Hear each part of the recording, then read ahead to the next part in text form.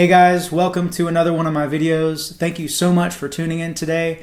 If you haven't already, please take a couple seconds to like this video, subscribe to my channel, and if you can, I would love it if you would hype this video. That would help the YouTube algorithm to spread this video around to other people so that they can check it out as well. So today I have something pretty cool. I have a new guitar that I bought maybe a couple weeks ago. I haven't even taken it out of the box yet. Orangewood Oliver Retro Live, and it's still in the box. I got it in the mail, I want to say maybe a week and a half or 2 weeks ago, and it's kind of been sitting here. I've been waiting for the right time to film this unboxing, but today I'm going to do an unboxing. I'm going to talk a little bit about the guitar, so I'll give a little review, some of my thoughts on it, as well as share some specs about it. Also, a little background story as to the reason why I got this guitar. And I'll also do just a short demo so you can hear what it sounds like. Now, I'll first play the guitar straight out of the box. I'm assuming it probably won't be in tune, but I just want you guys to hear what it sounds like straight out of the box, if you will. And after that, I'll tune it up real quick, and then we can hear what it sounds like after I've tuned the strings and whatnot. This is the box that it came in. There's the Orangewood logo, and I don't know if you can tell or not, but like I said, it's been sitting around for probably about a week and a half, 2 weeks, and my kids have already got their colorful stamps. I don't know if that shows up at all on camera, but they've got their stamps all over the box. It didn't escape their stamping creativity. So I'm going to open up this box, guys, and just do a quick unboxing so that way you can see what the guitar comes with and all of that good stuff straight out the box.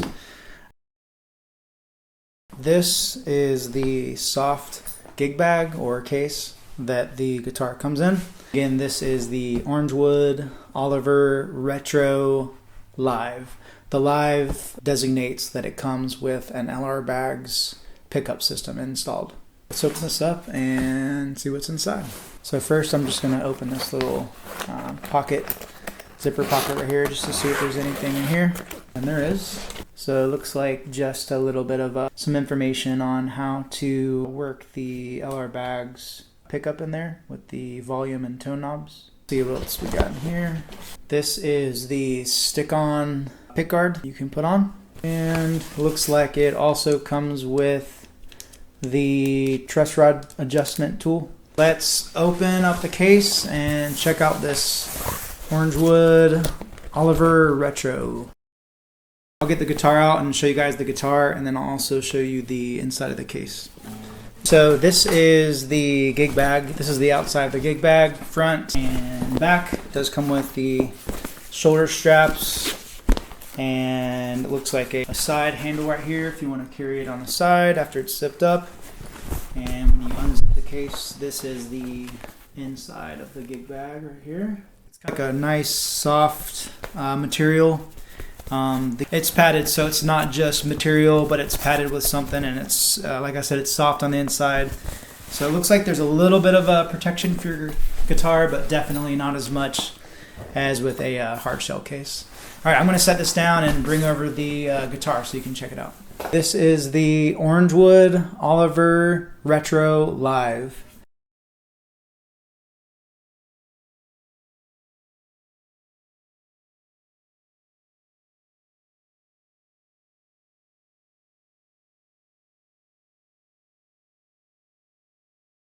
Looks like it comes with this little, what is this? It's just a thank you card.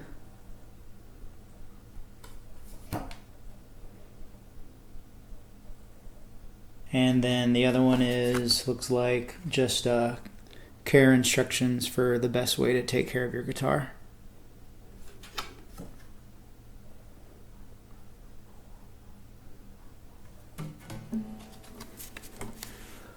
And then looks like we have things here on the headstock. Just looks like the LR Baggs logo, since it's got the LR Baggs pickup system in there. And then the Ernie Ball logo, since it has Ernie Ball strings pre-installed on there. This is the Orangewood Oliver Retro Live. and I just got this straight out of the box, and I'm going to play it for the first time and hear what it sounds like. I'm guessing it might be a little out of tune. The top hasn't opened up at all, so it might sound a little stiff, a little tight, but I'm not sure. I'll go over some more specs in just a bit, but just before I play it, just so you know, the top is solid Sitka spruce wood for the top, and the back and the sides is layered or laminate mahogany. Keep that in mind as I test out this guitar for the first time. And the pick I'm going to be using is my Bluechip TPR 50. I guess I'll open up with the good old G chord and see how it turns out.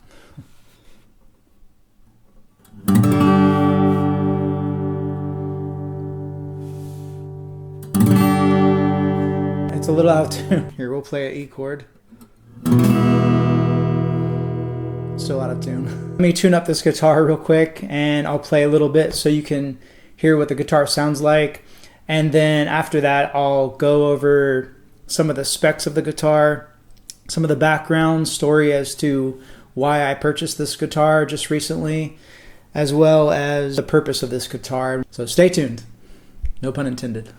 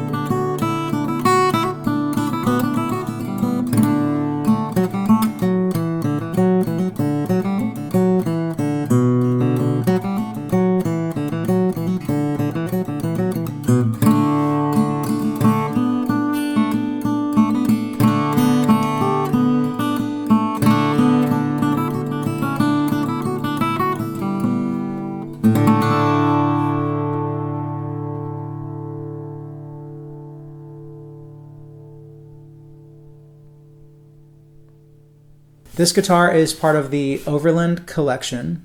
It has, for the body shape, Grand Concert listed. For the back and sides, it has layered sapele mahogany. The finish is aged natural satin. The fretboard is rosewood, and then in parentheses it has sonocoling. I'm not sure if I'm pronouncing that right, but it says on the website, it says rosewood, and then in parentheses sonocoling. The scale, as I spoke about earlier, is 25.5 inches. The tuners are open gear tuners, chrome hardware with ivory heads. The saddle and the nut are bone. The strings that come pre-installed on this guitar are Ernie Ball Earthwood medium light 12 to 54 gauge. The electronics that come on this guitar are the LR Baggs Element Bronze system. And again, the top wood is solid spruce. The bracing on this guitar is scalloped X bracing. The neck is mahogany. The inlays on this fretboard are acrylic oversized dot. You can see the inlays right here. And again, the neck shape is C shape. The bridge is also rosewood, sonocoling, similar to the fretboard that we talked about earlier. And again, the nut width is 44 millimeters. The white pickguard that I showed you earlier is a 3-ply Ivoroid black-white self-adhesive. And then just the travel case that comes with the guitar is a just standard gig bag. The overall length of this guitar is 40 and 11/16 inches. The body length is 9 1/4 inches. The body depth is 4 1/16 inches. The upper bout is 11 11/16 inches. The middle bout is 9 7/8 inches. And then the lower bout is 15 1/4 inches. So one additional thing I wanted to mention is the label that's on the inside of the guitar in the Soundhole. I wanted to talk just really briefly about the letter designation for each letter that is on the label and just what each letter represents and what it means. Now, I did use Google AI mode to help break this down. I don't think this exact label description is mentioned on the Orangewood website, but I could be wrong. Let me know in the comments. I wanted to go ahead and read what is written on the label inside the Soundhole of this guitar. And it does read Oliver S, and then there's a space, and then A-N, the letters A-N, and then another space, and then Retro L. So we have Oliver S, A-N, Retro L. Now, I did use Google AI mode to help break this down because I could be wrong, but I don't think this description that's on the label is really broken down on the Orangewood website for this specific guitar, or maybe even any of the other Orangewood guitar models. So I did my best to try to research and figure out what each word or letter designates in this label description. Oliver is the model name, of course. And then the S represents solid spruce. And as we did mention, I do know from looking at the specs on the website for this specific model that the top is solid wood spruce. The AN designates aged natural. This describes the finish color, and it basically says that this guitar has a stained or vintage tinted natural satin finish rather than a clear glossy one. And it does look to me that the top was dyed. It does look like there is a tone finish on the top, I think. So that would make sense. And then of course the retro designates the retro series. It says this denotes the vintage aesthetic package, which includes the open gear tuners, which we talked about earlier, torrefied or roasted style look, and the specific headstock design, which I don't think this top and the soundboard is torrefied. I could be wrong, but I'm fairly certain it is not roasted or torrefied. It doesn't look like it to me. Let me know in the comments if I'm wrong, but I'm pretty sure this is just normal Sitka spruce solid wood top. Then the last designation, the last letter in the description is the letter L, which stands for live. And this just basically confirms that this guitar is an acoustic-electric model equipped with a pickup system.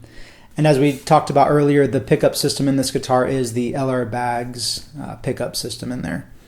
So I just wanted to mention those couple extra things on the specs, because I know if you're anything like me, I like to know all the specs of a guitar. I like to have little rabbit hole deep dives on all the specs, including the measurements, the woods, any finishes, binding, gear, the tuning pegs, the construction of the guitar, the bracing, all that type of stuff. So the action is a little high for my liking.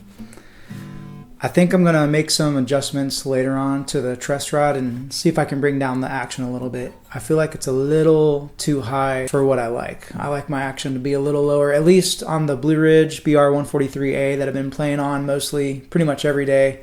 The action seems to be a little lower on that guitar, so that's kind of what I've been used to. Not saying that the action is too high on this one, it's just that for me, I think I like the action to come down a little bit lower. Supposedly they set this guitar up, I guess if you go on Orangewood's website, kind of the things they're known for is that even though they're import guitars, which means they were made overseas in another country, not in the US, that they are set up in LA, where they're based out of in LA, California. So they get the guitars in, and before the guitars go out, or I don't know how they do it, maybe they just set up all the guitars whenever they come in from their manufacturing place overseas, and they just let them sit until they mail them out to a customer. Or maybe they get an order, maybe they set them up then so it's a fresh setup. I'm not sure exactly how it works. Regardless though, they say on the website that they do set up the guitar before they send it out.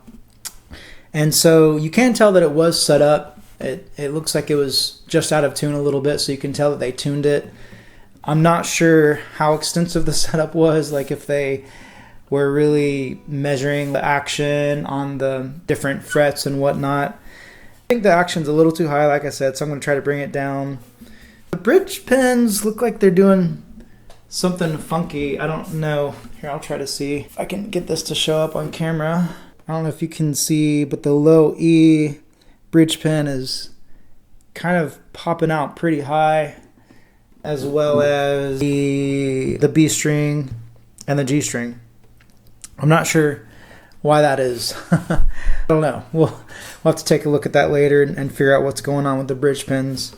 Overall, just first glance at this guitar, it's really pretty. I love the color of the spruce top, back and sides, the mahogany. It's really pretty.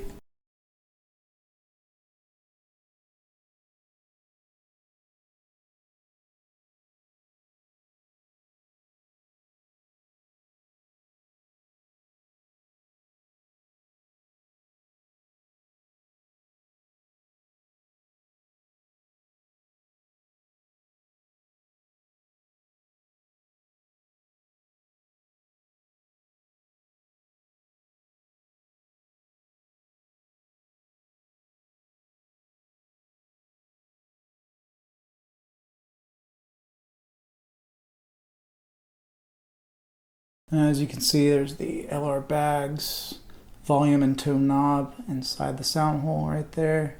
It's a really pretty guitar. Honestly, looks really cool.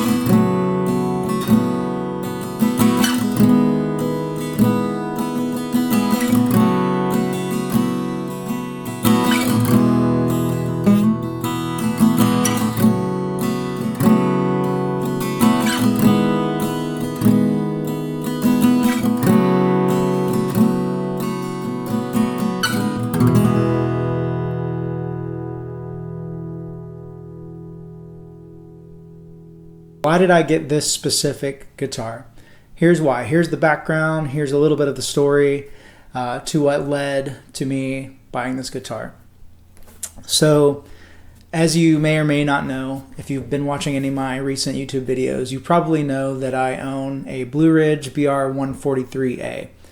Well, I absolutely love that guitar. That guitar is my everyday practice guitar, and I absolutely love it. It's all solid wood. It's got the Adirondack spruce top paired with the solid mahogany back and sides.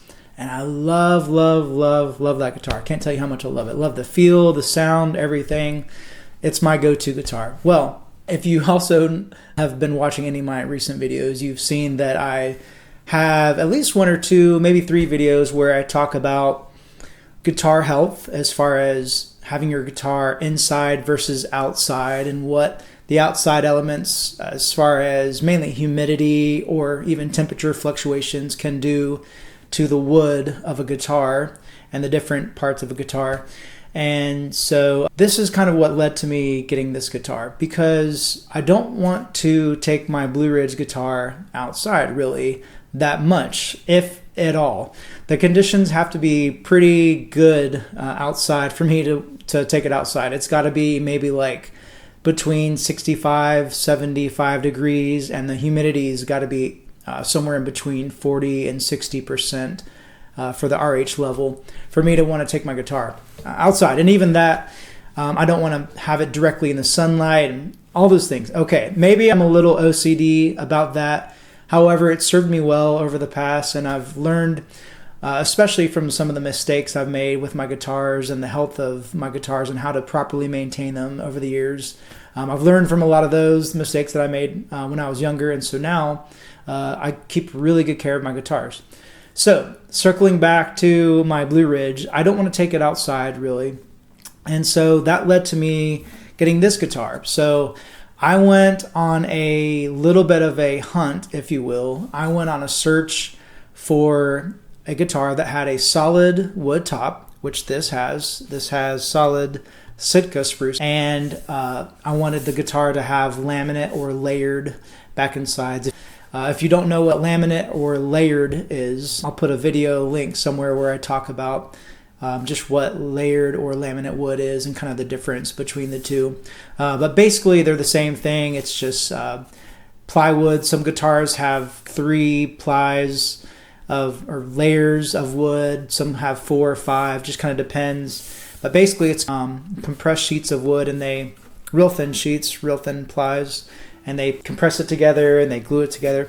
And so it's basically it's plywood. And so this is what this guitar has for the back and sides. And so it's not solid wood, it's laminate or layered. And so that was the guitar I wanted, because if you watch some of my older videos, I talk about why having a guitar that has laminate for the back and sides, at least. There's even some guitars that have laminate for the top, back and sides. I just wanted back and sides because, as you probably know as well, there's a lot of importance with the soundboard or the top wood with being solid wood if you want what I would consider a decent sound out of the guitar. So I'm compromising a little bit on the sound with the back and the sides, but in my opinion, and what I feel like the most important element of the guitar as far as getting a good quality sound and coming close to the quality sound of an all solid wood guitar is at least having the top wood or the soundboard solid. So that's what I went for this guitar. Now, it didn't stop there, so it was a little bit of a difficult journey trying to find this guitar, because what I did was I wanted to find a guitar that pretty much had the exact specs, or at least very similar, very close to the specs of my Blueridge BR-143A. Now, that proved to be a little bit of a challenge, actually, and it took me, I want to say, several weeks until I finally narrowed it down to this one. I kept going back and forth between, I think it was like a Yamaha that I found, an Eastman, and this was, I want to say, the closest to the specs, also with what I was willing to spend on it. And there was a Yamaha, I believe it was the LS6, that I really wanted to get, but it was a little bit too high in the price range. And so I ended up getting this guitar. I can't remember right now offhand how much I paid for this guitar, but I'll put it down below in the description, or maybe I'll put it in text somewhere on this video later in post-production. So I wanted to have a guitar that had very similar specs to my Blueridge, because I'll just go through real quick just the main specs that I was looking at. The main specs that I was trying to get as close as possible to my Blueridge was the scale length, the nut width, and the neck profile. Okay, so let's talk about my Blueridge BR-143A. The scale length on that guitar is 25.6 inches or 650 millimeters. Now, this scale length on this Oliver Retro is 25.5 inches or 647.7 millimeters. So very, very close. It's about 2.3 millimeters difference between the scale length. The scale length is the measurement from the saddle on the bridge, which is right here, all the way to the nut right here. So from the nut to the saddle, that is the scale length. So this Orangewood Oliver Retro has pretty much the same scale length as my Blueridge. So that was a check mark on that box. Okay, the next spec that I really wanted to match was the nut width. So the nut width on my Blueridge BR-143A is 1 3/4 inch. So the nut width is down here at the nut. It's the width right here from one end of the nut all the way to the other end of the nut. And the nut width on my Blueridge is 1 3/4 inch or 44.5 millimeters. And the nut width on this Orangewood Oliver Retro is also 1 3/4 inch. However, when you get down to the millimeters, this one's a little different. This one, from my research online, is 44 millimeters. So half a millimeter difference. So very negligible, in my opinion, close enough right there. And then the last specification that I wanted to match, the last construction part of this guitar that I wanted to match my Blueridge, was the neck profile. So what is the neck profile? The neck profile is the shape or profile of the neck back here. Some of them are kind of more of a V shape. Some of them are U, C shape. Do your research. There's all kind of different profiles and shapes of the neck. So this neck shape on this guitar matches my Blueridge, and it's a C neck shape or C neck profile. So those three specs, the scale length, the nut width, and the neck profile, were the main three that I was looking at to try to find another guitar that basically matched as far as the feel and the specs and the size and all that stuff to my Blueridge. The guitar that I found that came closest and was within the budget that I was willing to spend was this specific Orangewood Oliver Retro. So now I'm going to be able to feel more comfortable with taking this outside and playing maybe outside gigs, or just kicking around at my house, like in the backyard or back porch, and playing and whatnot. Now, that being said, of course, you don't want to be stupid, and I probably still won't take it if it's like a hot summer day, maybe 100 degrees outside and the humidity is just crazy high. There might be some exceptions, but overall, I feel more comfortable with taking this outside and having it exposed to the humidity levels and the outside elements, especially considering that I didn't pay too much for this guitar. So I was just thinking real quick, I didn't plan this, but I'm going to go ahead and go grab my Blueridge BR-143A and kind of hold them up side by side so you can kind of see how they look in comparison to each other.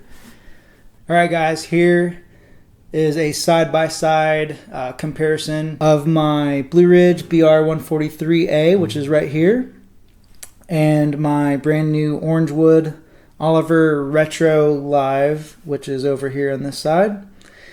And as you can see, they are pretty close with the body shape and size, pretty identical. Here, I'll try to show down the neck right here.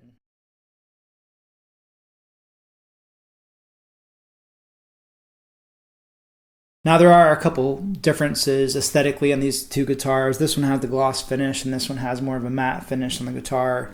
And also you can see the binding is a little bit different on each.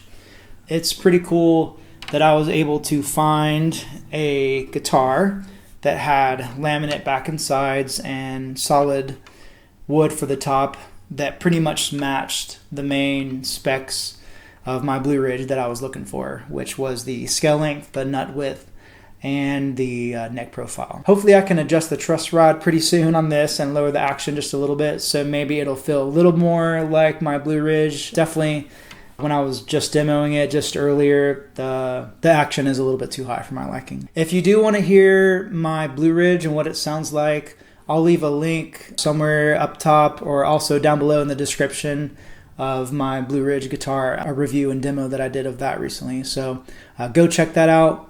And I just wanted to thank you guys again so much for watching all of my videos, including this one today. And if you haven't already, please just take a second to like this video, subscribe to my channel. If you would take just a second to hype this video, I'd greatly appreciate that. Thank you guys again, and I will see you in the next video. Take care.